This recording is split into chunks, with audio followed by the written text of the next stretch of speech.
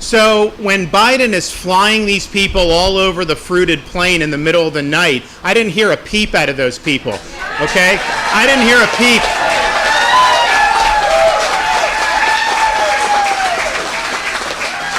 I haven't heard a peep about all the people that have been told by Biden you can just come in, and they're being abused by the cartels, they're drowning in the Rio Grande. You had 50 that died in some shed in Texas. I heard no outrage about any of that. I haven't heard outrage about all the fentanyl that's come across the border that's killing Americans in record numbers. I don't hear outrage about the criminal aliens that have gotten through and have then victimized people, not only in Florida, but all throughout the country. I didn't hear any outrage about that. The only thing I hear them getting upset about is you have 50 that end up in Martha's Vineyard. Then they get really upset.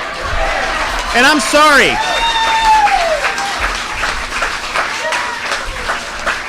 Those migrants were being treated horribly by Biden. They were hungry, homeless. They had no opportunity at all. The state of Florida, it was volunteer, offered transport to sanctuary jurisdictions because it's our view that, one, the border should be secured.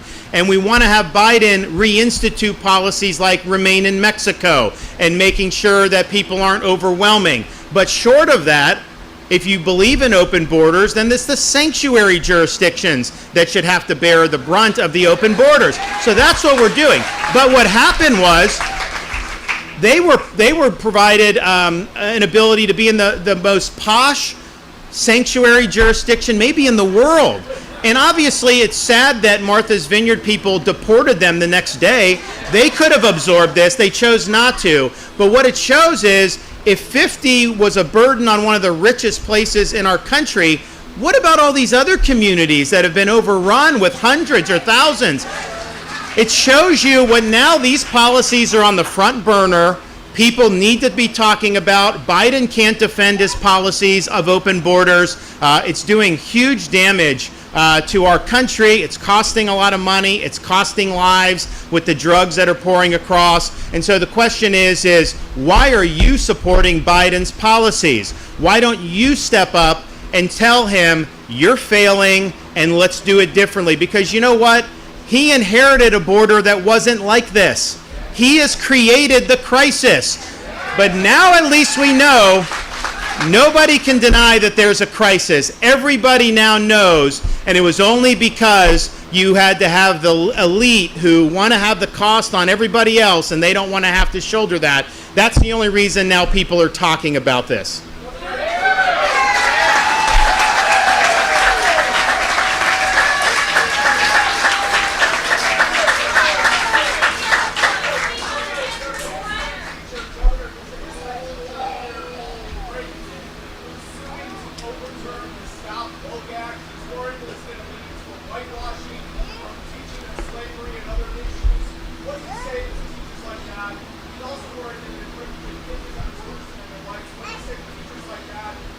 Well, I would tell them to read Florida statutes. We are required to teach slavery, the post-Reconstruction and segregation, civil rights. Those are core parts of American history that should be taught. But it should also be taught accurately. For example, the 1619 Project is a CRT version of history. It's supported by the New York Times. They want to teach our kids that the American Revolution was fought to protect slavery. And that's false. We know why the American Revolution was fought. They wrote pamphlets. We saw them dump tea into the Boston Harbor. We saw them meet in Philadelphia. And we have the records of why they revolted against King George III. And so it was the American Revolution that caused people to question slavery. No one had questioned it before we decided as Americans that we are endowed by our Creator with unalienable rights and that we are all created equal. Then that birthed abolition movements. So you can't teach history that's being used to pursue an ideological agenda. You can't teach that the foundations of our country were somehow evil. Our founders pledged their lives, fortune, sacred honor, and they put a marker in the sand. Not everything lived up to it right away, of course not. But every major movement in our country's history has gone right back to those core principles. So we want to teach history, all history. It's got to be accurate, though. And we are not going to be in a situation where we're taking George Washington's name off schools, taking down statues of Thomas Jefferson. And that's what those people who want CRT want to do. They want to change history. They want to delegitimize these folks, and that's not what we're doing. But don't let anyone tell you we don't want those subjects taught, because not only do we want it, we have it in statute that they must be taught.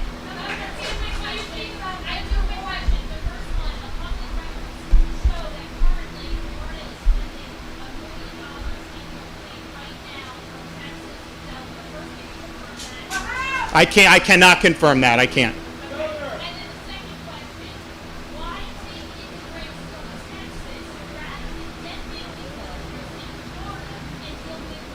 Well, we do both. So we've had interdiction in the Panhandle.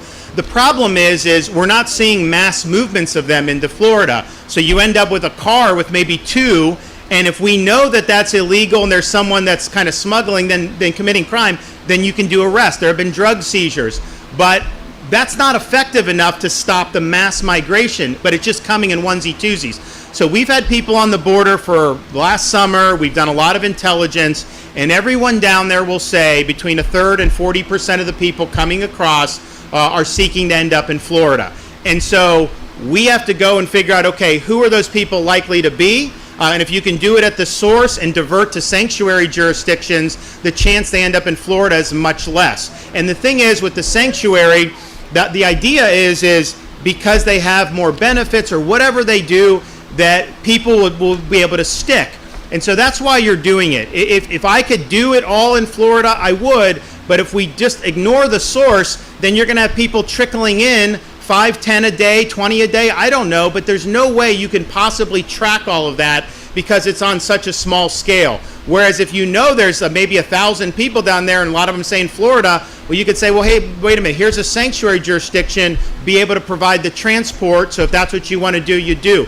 And I think that that's much more effective than just trying to send one or two out at a time. Also point out, we have a whole infrastructure in place now because of what the legislature did. So it's not just flights. We have ground. We have other things that we can do. And I'll tell you this, it's already made more of an impact than anyone thought it could possibly make. But we're going to continue to make more of an impact. And I think that at the end of the day, what we're doing is not the ultimate solution. I think it's opening people's eyes to the solution, which is let's have a secure border. Let's have remain in Mexico. Let's take the cartels seriously, and let's get with the program here. What they have been doing for a year and a half or more than that is basically ignoring that the problem exists. And I know a lot of the national corporate press doesn't like to talk about it, but the reality is when you have the vice president saying there's no border crisis, when we've had millions of people come across illegally, you've got to be kidding me. So let's get going. Let's get this thing secured. Unfortunately, I don't think they're going to do anything in the immediate. It will be a big issue in the elections, I can tell you that. But hopefully when we get through with that we can have some rationality. If we have a new Congress, that may be a big step in the right direction. But this is not an example of, hey, he tried his best and just didn't work. This was an intentional policy to reverse policies that were effective. And you want to talk about, they'll say like, sending a bus from Texas is a stunt, all this. The biggest stunt was Biden coming in as president and reversing Trump's policies just so he could virtue signal that he was against Trump. It didn't matter that the policy had worked. He had to be anti, and so that's why he did it. So he did it knowing, I think, what the impact would be, and the impact has been devastating. I really hope more people will start to cover the destruction we're seeing with the fentanyl crisis. I mean, we've put a lot of emphasis on it when I became governor. COVID obviously made it more difficult, but what's making it almost impossible is the sheer volume of this stuff that's been pouring into the United States. And I'll run into mothers, and it's so tragic because these kids are not making like really horrible decisions. Maybe they do one or two things wrong, but the fentanyl is so deadly that they'll overdose and some of them will die. So this is a huge, huge issue, and it's affecting American communities all across the United States. And I also think when you have things like criminal aliens that have been let in, Maduro, the reports are Maduro is releasing people from his prisons and sending them up to the southern border. And these leftist dictators have done that in the past. So you're bringing in people, they're coming right across the border, and then they're going in the interior of the country. That's not going to be good for safety in our communities. I mean, that's going to be a big problem. And we already know that you've had people that have been victimized by criminal aliens who've gotten across the border. And the reason why those crimes are so difficult to stomach is because if the federal government had just done its job, the crime would not have happened and the person would not have been victimized. So this is something that's really important, and these are things that people need to start talking about. And I think what also what Martha's Vineyard showed is the very wealthy community, 50, not a lot, and they said they couldn't accommodate. And let's just take them at their word and say maybe that's true. If the wealthiest island, one of the wealthiest in America, can't accommodate 50, then you're looking at all these other communities and they're just supposed to accommodate all this more. So I think what it's shown is when you have the sheer numbers of people coming across illegally, even take out the criminal aliens, just the sheer numbers, that has huge stress on the communities. And I remember last summer going down to the border and it was bad, but it's gotten a lot worse. This year is the worst year that I think we've ever had in modern American history.